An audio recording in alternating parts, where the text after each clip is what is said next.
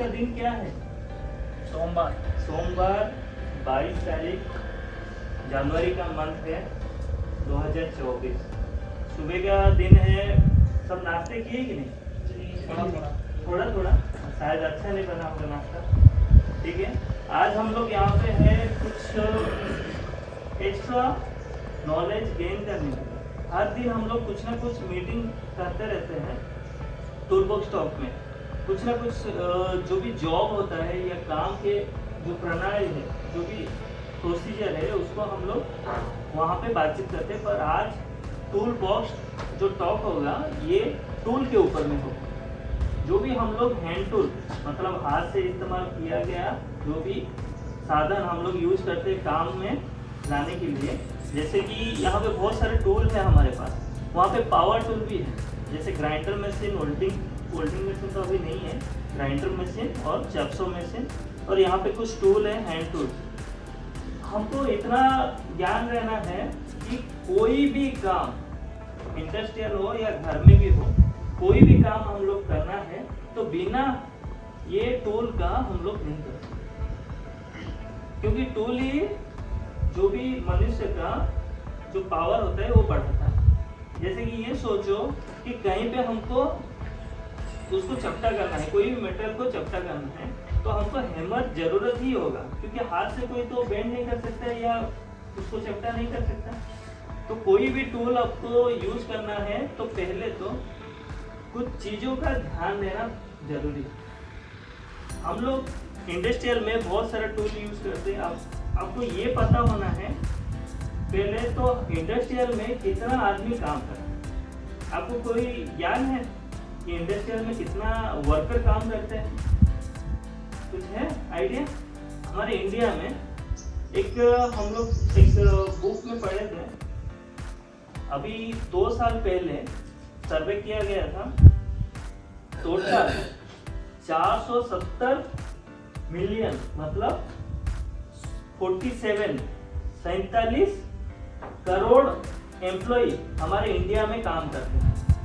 पर उसमें जैसे कि हमारा एग्रीकल्चर मतलब फार्मिंग होता है, इंडस्ट्रियल होता है और गवर्नमेंट सेक्टर होता है, ये सब अलग अलग डिवाइड करने के बाद हमारे जो कैटेगरी जैसे कि इंडस्ट्रियल में 12 करोड़ आदमी काम कर रहे हैं।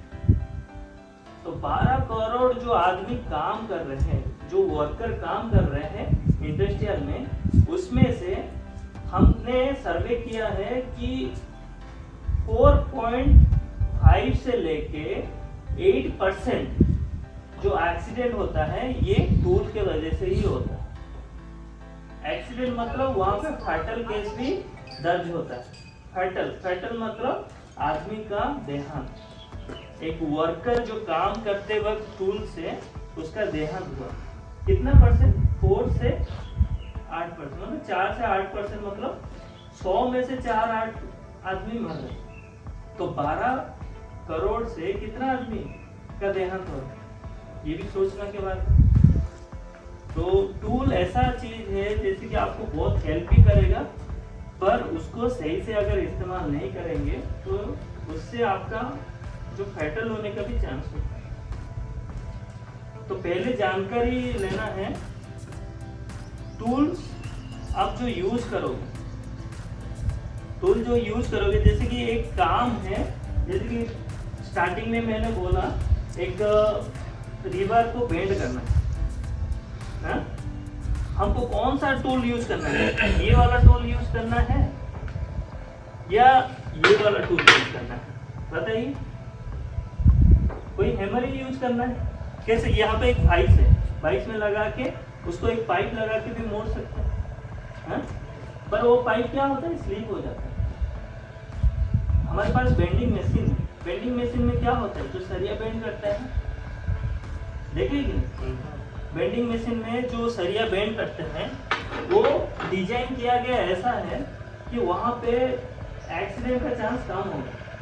पर अगर आप कुछ जुगाड़ करके आपको अगर करने लगेंगे तो वहाँ पे आपको नुकसान पहले और चांसेस ज़्यादा हो जाता है कि वहाँ से आपका नुकसान बढ़ जाएगा। तो पहले कोई भी काम करने से पहले हमको जानना जरूरी है कि उसके लिए कौन सा सही टूल इस्तेमाल हो सकता है।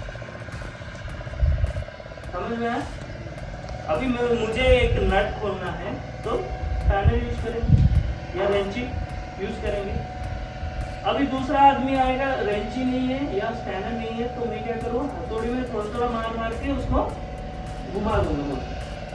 पर घुमा तो लेंगे, पर वो नट होगा या बोल्ट होगा, वो बेंड होगा या खराब होगा, वही है ना। तो इसको थोड़ा ध्यान देना है, जो सही टूल है और वो जो सही जॉब है उसके लिए ही काम लगवाना है। ठीक है, ये एक हो गया। नेक्स्ट हो गया, सही तरीके से टूल को इस्तेमाल करना जरूरी है। ये सोचो मेरे पास एक नाइफ है इधर में, चाकू नहीं है, प्लायर है। ठीक है, ये सोचो एक चाकू है मेरे पास। ओके, अभी मेरे पास एक केबल है, केबल को मैं छीलूंगा ऐसा या ऐसे छीलूंगा, कैसे छीलूंगा, अपने तरफ छीलूंगा या बाहर की तरफ छीलूंगा, बाहर की तरफ छीलूंगा। अब ये एक लेके आए हैं, ठीक है, अभी ये टूल है मेरे पास, ऐसा मैं ऐसा बाहर की तरफ छील रहा हूँ या कुछ कर रहा हूँ, तो ये बाहर की तरफ जाऊँ। कभी भी कोई भी ऐसा कहीं जगह में पोजीशन बन जाता है, सोने के टाइम में या कहीं साइड से अपने तरफ करना पड़ता है, पर ये गलत है। कभी भी कोई भी टूल्स जैसे भी यूज करना जैसे अपने तरफ ना आए। अगर वो अपने तरफ आएगा, बाई चांस यहाँ से स्लिप होगा तो शरीर में लगने का चांसेस होगा। समझ में आ रहा? ये जो दो हथियार है, आप बोलोगे ये क्या गलत है।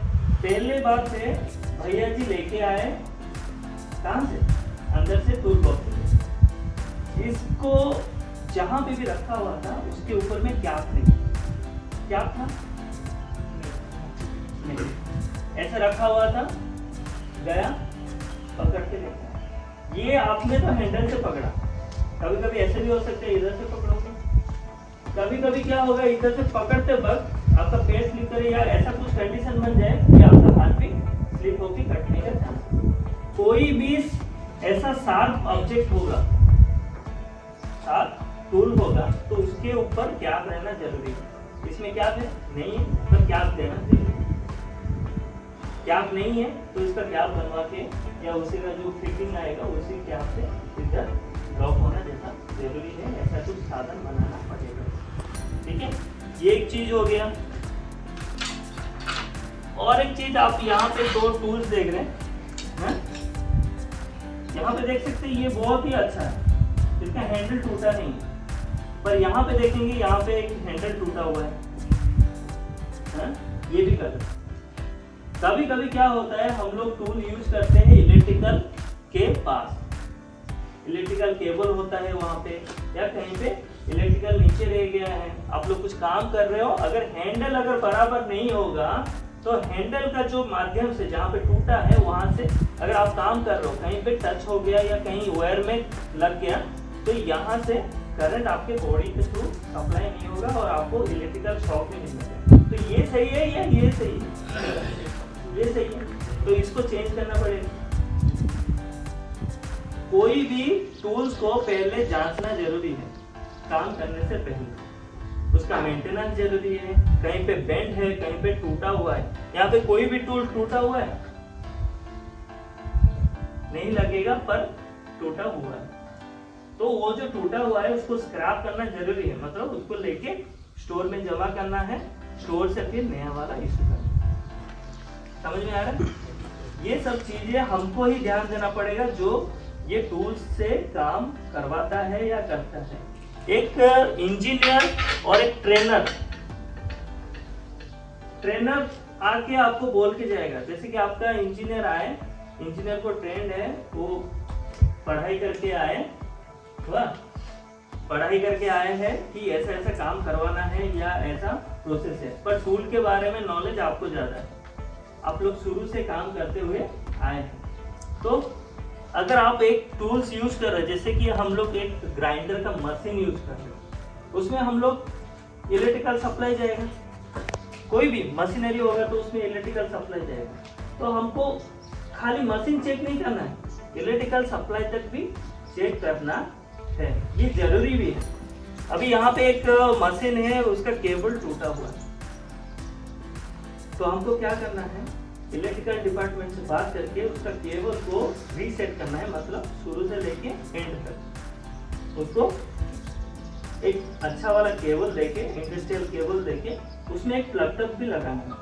आप बोलोगे प्लग टब मशीन में क्या जगह से, प्लग टब बहुत इंपॉर्टेंट है। अगर वो टूटा हुआ होगा और आप जाके कहीं पे प्लगिंग कर रहे हैं तो वहाँ पे आपको शॉक लग सकता है, तो प्लग जरूरी है। इलेक्ट्रिकल केबल में कहीं जॉइंट नहीं रहना है, कहीं पे नेकेड वायर खुला नहीं रहना है, ये सब चीज आपको ध्यान देना है। नेक्स्ट हो गया जो मशीनरी है, मशीनरी का हर एक ही सबसे बड़ा फॉल्ट होता है क्या, उसका जो ब्लेड होता है या उसका जो चिंगारी होता है, जैसे कि होल्डिंग मशीन का जो चिंगारी होता है वो आँख में गिरने से आपका आँख खराब करता है। ब्लेड आप लोग जब ग्राइंडिंग करते हो वहाँ से कुछ बाबरी निकलेगा तो आपके आँख में या बदन में आएगा तो आपको नुकसान कराएगा। तो इसके लिए हम लोग क्या है, कुछ पीपीज यूज करते हैं। पीपीज मतलब पर्सनल प्रोटेक्टिव इक्विपमेंट्स। अभी मैं ग्राइंडर मशीन यूज करेगा तो उसमें क्या क्या साधन, मतलब प्रोटेक्शन हम लोग को क्या लेना है,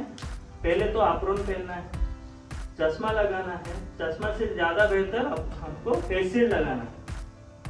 वेल्डिंग का जब खान भाई साहब वेल्डिंग करता है तो वो क्या करता है, बढ़िया जैकेट तो पहना है, फेस शील्ड पूरा लगाता है, पूरा लेदर का हैंड ग्लोव्स लगाता है। अगर कहीं पे ऊंचाई में है तो एप्रॉन लगाना जरूरी है, क्योंकि वो जो भी है बॉयलर सूट पहनना है वो भी कहीं पे नुकसान हो सकता है, तो एप्रॉन सूट पहनना जरूरी है।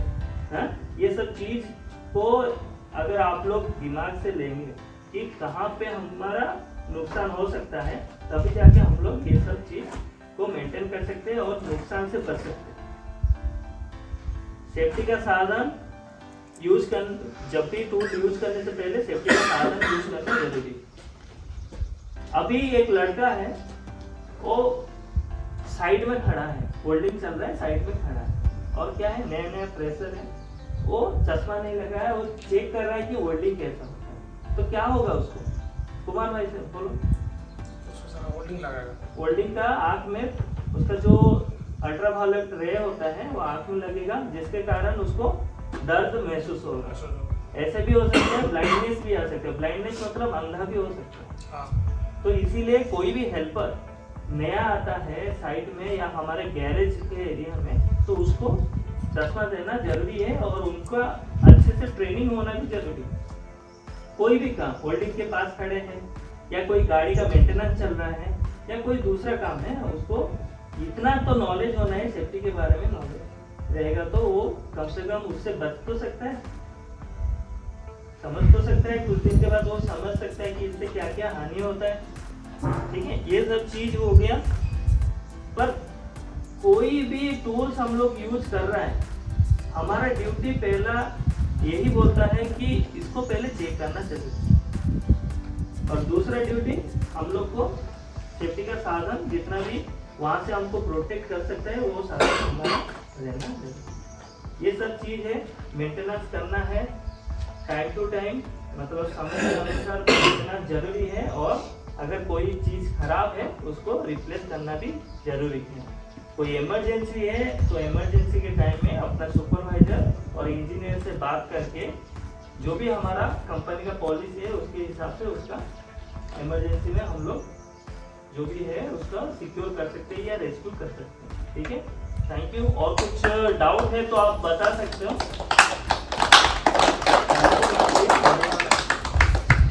कुछ डाउट है?